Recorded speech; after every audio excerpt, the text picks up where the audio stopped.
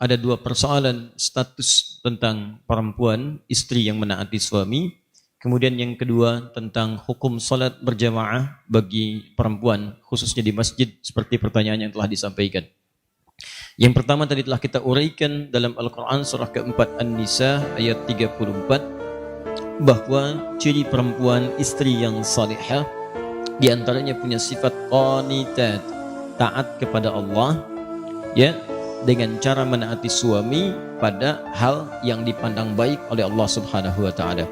Maka jika ini terjadi, disebutkan kemudian dalam hadis-hadis sahih, disebutkan oleh Imam Ahmad dalam kitabnya bagian pertama halaman 191, juga dalam sahih Ibnu Hibban nomor hadis 1296, ya, disampaikan kemudian idza shallatil mar'atu salataha, ya, idza shallatil mar'atu salataha. Di riwayat lain idza shallatil mar'atu khamsaha wa shamat shamaha wa hafizat farjaha wa ata'at zawjaha qila laha yaumal qiyamati.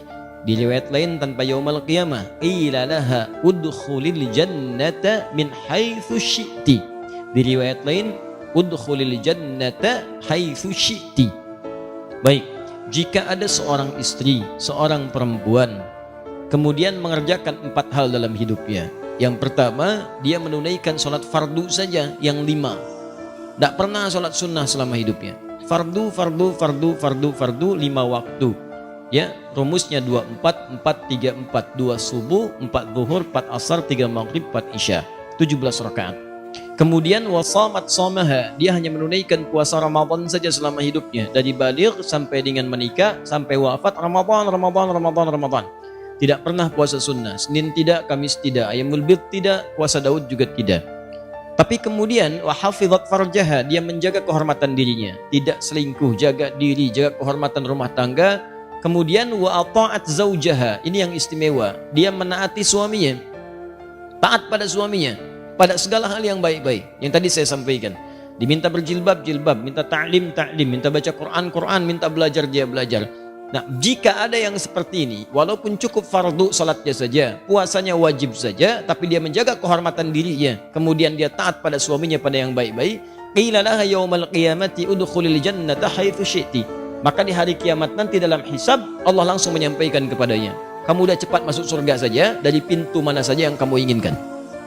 Cepat masuk surga dari pintu mana saja yang kamu inginkan. Itu diantara ganjarannya. Maka kalimat ini menunjukkan, kata para ulama, betapa agungnya kemudian ketaatan kepada Allah melalui taat pada suami itu.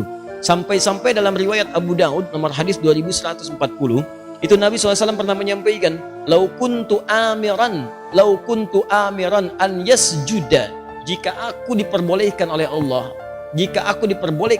memerintahkan untuk bersujud di antara manusia sebagai penghormatan, bukan ibadah, kepada manusia lainnya, maka aku akan perintahkan seorang istri untuk sujud kepada suaminya. Penghormatan. Ya, ingat, sujud penghormatan, bukan penghambaan.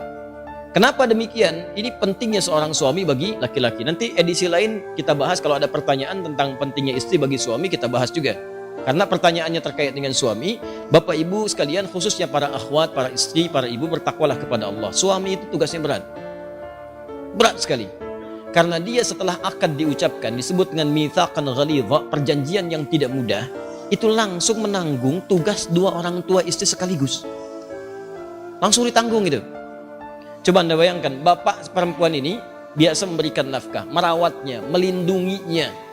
Ya, melindungi, ada sesuatu yang mengganggu, lindungi. Kurang sesuatu, penuhi kebutuhan. Kurang apapun, penuhi, disayang. Dari mulai bangun sampai tidur, ditungguin, dirawat.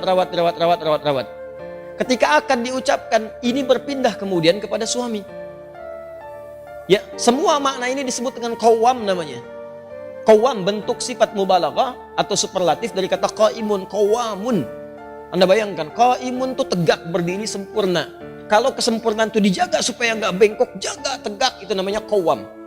Gimana supaya tugas bapak tadi dijaga sempurna supaya nggak turun? Perhatian jaga.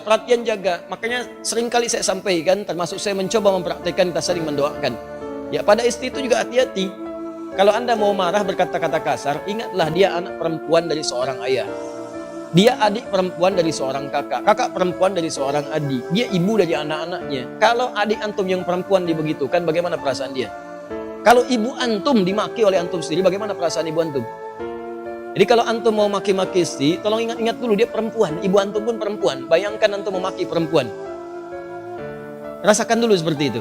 Dan antum harus ingat, dia dititipkan oleh bapaknya kepada antum. Mudah bagi Allah memilih laki-laki lain, tapi yang dipilih Anda. Yang dipilih Anda gitu. Bukan pria lain. Kenapa? Karena yakin dengan Anda, dia bisa melindungi Anda, ya dia bisa Anda sayangi, dan Anda bisa mengambil tanggung jawab ayah perempuan tadi yang dimaksudkan. Jadi ibu juga bertakwa, jangan senyum-senyum. Takwa kepada Allah, karena tugas laki-laki itu tidak mudah, akan ditanya di hari akhirat nanti. Ya makanya kalau kata Nabi, ada manusia yang diperbolehkan sujud, kalau enggak saya perintahkan seorang istri sujud pada suami. Saking beratnya tuh suami mengambil tugas itu. Sama dengan tugas ibunya dulu, menyayangi. Dulu kan begitu, ibu kan kalau ada curhat tuh datang ke ibunya. Cerita, mama, si fulan kok sekarang perhatiannya kepada aku tinggi sekali. Ya, saat aku kuliah, bukan perhatikan guru, perhatikan aku. Ya, karena ketika aku tanya, kenapa sih kamu perhatikan aku terus? Itu, kerudung kamu warnanya lucu. Ya, bilangnya kerudung, padahal lihatnya orangnya gitu kan.